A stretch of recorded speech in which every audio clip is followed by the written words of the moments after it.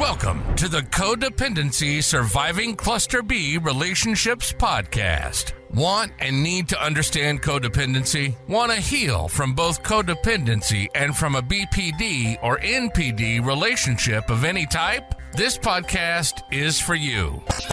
Counselor and codependency recovery coach AJ Mahari has 33 years experience helping people heal from codependency family of origin woundedness and recover from cluster B relationships. Sessions can be purchased and booked at ajmahari.ca. And now, here's your host, AJ Mahari.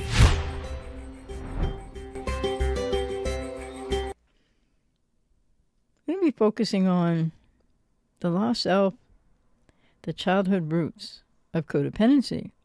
And one thing I'd just like to differentiate and make clear here is that while people with codependency have lost part of your authentic self and have a dysfunctional relationship to and with self, as I've said many times, it's not that you lose yourself to the extent that people with BPD lose themselves. So that's one really defining characteristic difference between codependency and borderline personality disorder, though codependency does have some overlaps with borderline personality disorder, but not for every single person, and doesn't make codependency borderline personality disorder. So I hope you realize, if you haven't known this before, codependency is an identity organized around another. Today I'm going to explore where codependency truly begins, through the lens of developmental trauma, emotional neglect, and the critical insights of leading thinkers in psychology and, well, there's the odd one in psychiatry too. So, part one.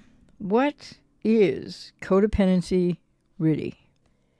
Codependency is not just a set of behaviors. It's an identity constructed around the absence of secure selfhood in childhood. I think it was in the 1980s a psychiatrist proposed, as I've said before, that codependent personality disorder should be the diagnosis for codependency and should be included formally, be recognized and included formally in the DSM as a diagnostic category, because the pattern that is seen in codependency in different people with codependency is extremely consistent. It may vary in severity, but it's extremely consistent among everyone who has codependency. And that, by the way, is a very large segment of the population. Codependency develops when a child's emotional needs are consistently unmet or not met well enough. But the child is still expected to perform, to give, to please, and or suppress themselves to maintain attachment. And that won't be secure attachment, because it's conditional attachment. Part two, the developmental wound. The root of codependency is planted when a child must make this impossible choice, which of course isn't made consciously, but it is a choice that's made. Be authentic and risk abandonment, or adapt, sacrifice self, and stay connected.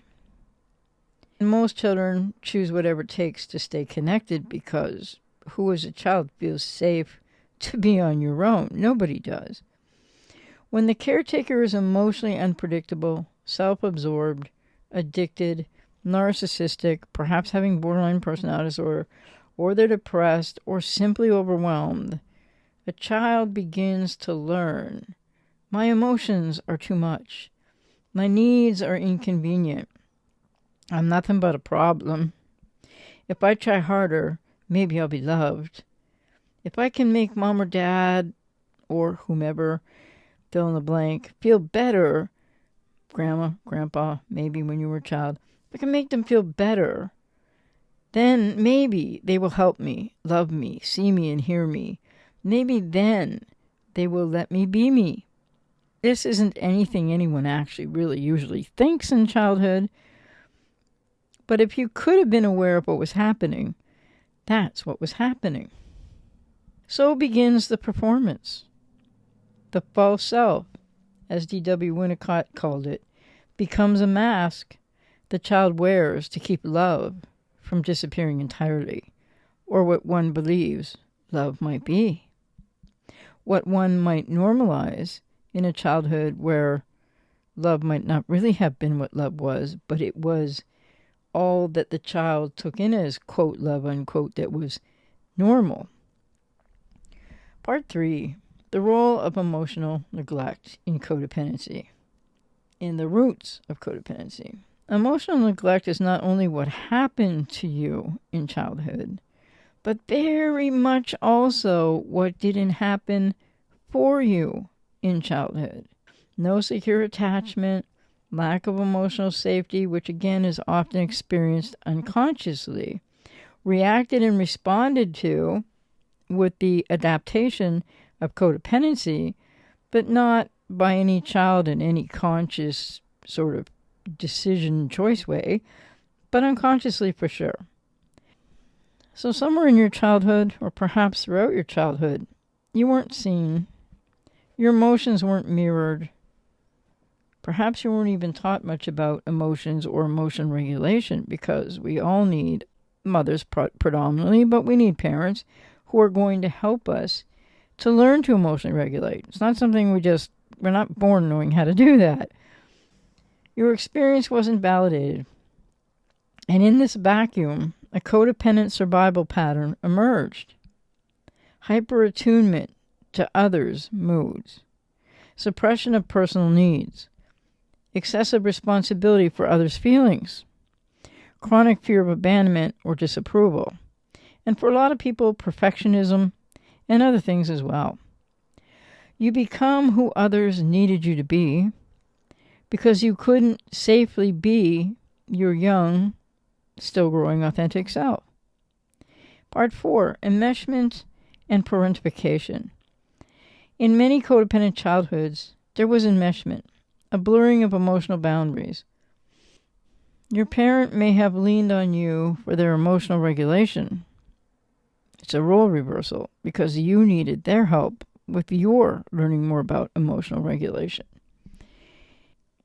So as they did this role reversal, potentially, as many parents have done, that they were leaning on you for their emotional regulation, confided in you as a surrogate partner, potentially, or praised you for being the, quote, strong one, unquote, or the, quote, one, unquote, who was more, quote, independent, unquote, and not, quote, needing more, unquote, not stressing a parent or parents or grandparents more, like stressing them less, maybe, than siblings or other people, but this was the parent perspective of an immature, selfish parent or parents or grandparents or whomever it might have been.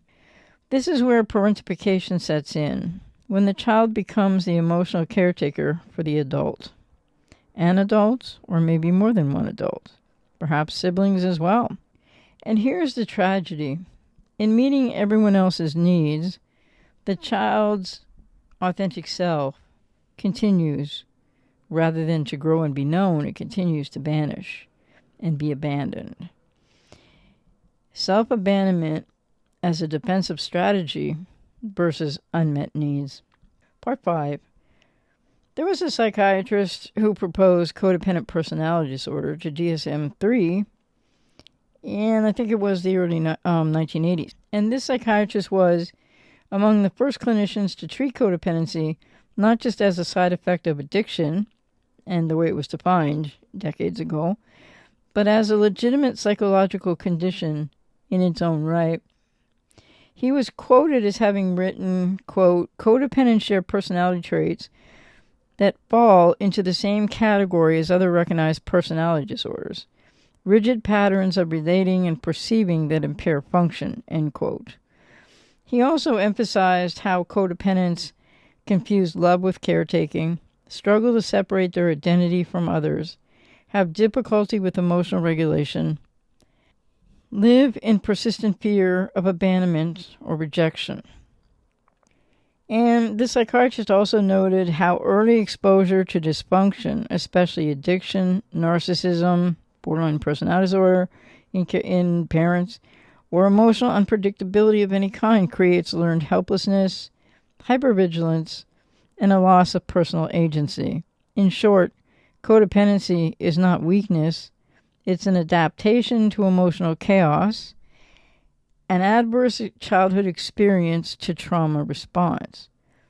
And the reason why the DSM-3 rejected the diagnostic category of codependent personality disorder was because they believed this rigidity in codependent patterns of relating and perceiving that impair function overlaps too much with borderline personality disorder from cluster B and from cluster C dependent personality disorder. Not sure that was the wisest choice on the part of the task force of the DSM-3 when they were making up stuff and including all kinds of things in that edition of the DSM, but rejected codependent personality disorder. I'm not really saying it should be thought of like a personality disorder, like straight up, but there are aspects of it, as that psychiatrist referred to, where there is rigidity and there is some loss of self. And it's not the same as BPD, but it can overlap for some people. And of course, everybody with BPD has severe codependency as well. Part 6, other supporting theorists. John Bowlby and Mary Ainsworth. Children with inconsistent or anxious attachments often develop relational overfunctioning to maintain closeness. Alice Miller, author of The Gifted Child. The child who has unmet needs and inconsistent or anxious attachments learns to anticipate adult needs and deny their own to survive. Thus, really, this is just in my words, that's how you lose yourself at a very young age, actually, to some degree or other. Melanie Klein, early splitting of, quote, good, bad objects contributes to inner conflict and guilt. And D.W. Winnicott, the false self replaces the authentic self when true emotional needs can't be expressed safely. Part 7, the emotional legacy in codependency. When you grow up having to earn love, serve for safety, and suppress to stay connected, you don't learn to be, you learn to do. You learn that your value is in your usefulness. You mistake loyalty for love. You feel guilt for having boundaries. You confuse emotional fusion with connection. And actually, often you confuse abuse with love. And this is the legacy that codependency leaves in the adult romantic relationship. You reenact the childhood trauma in the hope that this time you'll finally be loved without having to disappear. And yet, what is happening to you? What has happened to you in trying to love somebody with, I speak mostly about borderline personality disorder, could be the same with a narcissist. What's happened to you? What's happening to you? You are having the same experience with a borderline partner, girlfriend, or boyfriend that you had likely with a parent, whether or not they would have qualified for the diagnosis of borderline personality disorder or narcissistic personality disorder. And that's what I mean when I'm always talking about in codependency, the unconscious repetition compulsion cycles of these patterns that codependents have that started in childhood. And when I say that about codependency, of course, I'm not speaking to the exact same patterns or the depth of them in borderline personality disorder. So part 8, healing the root. I'm out here to work with you if I resonate with you. I've been doing this work for 35 years. I had to go through all this healing myself as well. I had severe codependency, among other things I had to heal. And I just want you to know it's very possible. It doesn't take as long, anywhere near as long as it does for people with BPD to heal and recover. But in this codependency healing work, it can be formidable. And there is pain. There will be pain to deal with, but I help clients to learn how to deal with that and how to cope with that and the ways in which to manage that so that you feel more and more empowered in doing so, among other things. Healing codependency is not about learning how to be less needy. It's about remembering who you were before you had to be useful. before you had to abandon yourself. This healing process requires therapy and is a multifaceted process with many moving parts. It's about grieving the unmet needs. It's about connecting with your inner child who was never nurtured enough to become. So you right now as a codependent have a dysfunctional relationship to and with yourself. And that's what I'm referring to. You need to become more of who you were meant to be, but not to the same depth as people with BPD. In codependency healing, it's about learning how to hold space for your emotions without shame, and sometimes without toxic guilt. And there can be other emotions and interjected injunctions negative that are still affecting your self-judgment based on your inner critic and its woundedness and the narrative that you heard in childhood. And healing codependency, it's about slowly, sacredly reclaiming your right to exist as you are, without rescuing, without fixing, without externalizing everything you need and getting validation elsewhere and being treated horribly and overgiving and thinking that love is loyalty and that abuse is love. And it's not about abandoning yourself to belong. If you've lived your life wrapped around the needs of others, let this truth anchor you today. You did not fail your childhood, but you are repeating parts of it that are still not in your best interest. Your childhood failed to give you the emotional soil you needed to fully grow. But you can heal. You can choose and learn how to parent the parts of you that were never protected and validated and guided to healthy development. That's what I help clients to do now. You can learn to love yourself in the language you were never taught. And you can stop performing because who you are at your core is already enough. You just need to come to know that self better and attach more healthily to that part of self that's been a little bit fragmented off, shall I say. When I work with people, I help them to relearn who each person is at core and how to learn how to foster a new language within which you can now teach your wounded inner child how to live and be that authentic self in emotional safety and in inner validation and love. As each client learns in the here and now how to also love his or her adult self, and all while finding closure to break the trauma bond of a BPD or BPD-NPD or NPD relationship breakup. Codependency, because the DSM-3 rejected a psychiatrist's proposal of codependent personality disorder, which maybe would have really helped. I don't know. I wonder what the factor they would have put that in. But more to the point, codependency has been left in limbo no man's land, but that's not really where it is with those of us, or I can only speak for myself. I specialize in helping people work through this and heal from this. I've been through the process of working through it and healing from it myself. So every step of the way, I've been through that as well. I know what it's like on the other side. So please, if you, whatever your takeaway from this podcast episode, know that I'm out here to work with you. If you resonate with me, really can help you. But you have to do your part as well. And that codependency and healing from that and the recovery from any cluster B relationship, breakup, discard, ghosting, etc. is not a do-it-yourself proposition.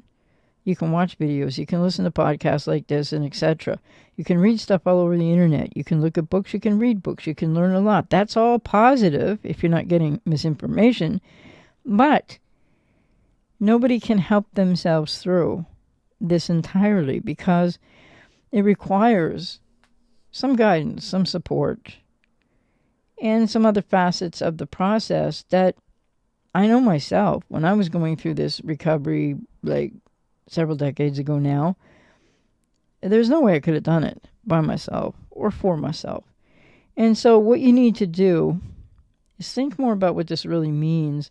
And, for a lot of people that come to work with me, one thing I do know is there's a lot of you out there, if you've got over the denial of your codependency, etc., then you're still having problems. Like a lot of clients come to me and they say in the beginning, I think I have codependency. Like they resonate with me and I've heard a lot, you've talked about it and I can relate to that, but I still don't get it because like my family was fine. My childhood was happy.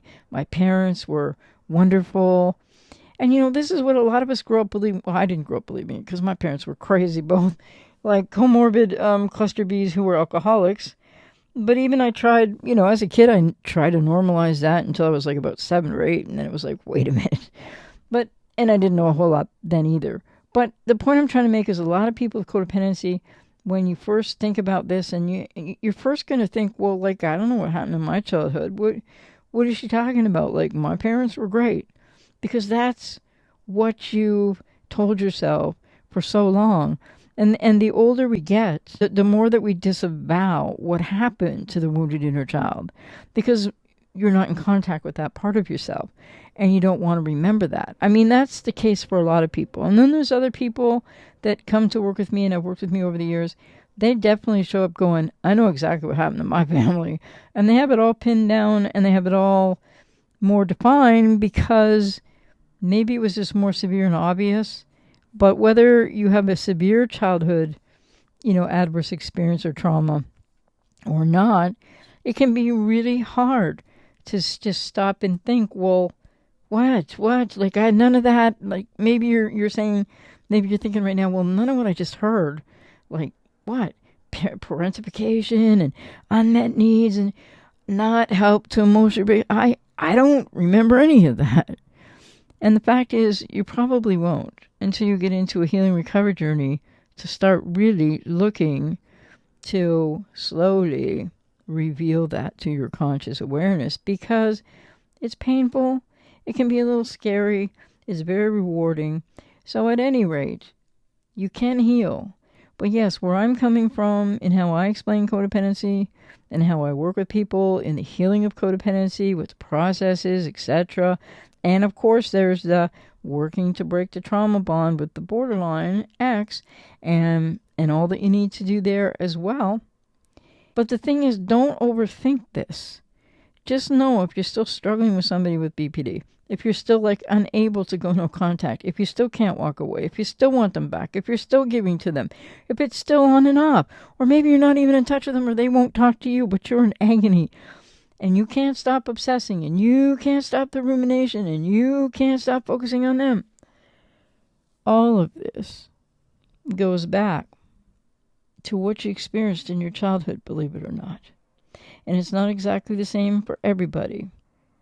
And just know also that for you to start moving forward in small steps, no matter what you still might really want right now, which is the relationship to work out with the borderline, which you're not going to be able to control that. You still need to know you better. You still need to do this family of origin healing work to break a trauma bond. And when you do that, I can promise you this much. You won't want your ex back. You won't want to ever relate to anybody with those issues ever again. Because you will know yourself better, find yourself more, heal the wounded inner child. And that might sound oh so vague, but it isn't once you get into the process of doing it. Anyway, I'm out here to work with you if I resonate with you. I hope you find this helpful. In whatever you're experiencing right now, whatever you're going through right now, try to just start a little bit at a time to take more care of you, to think more about you, and take care.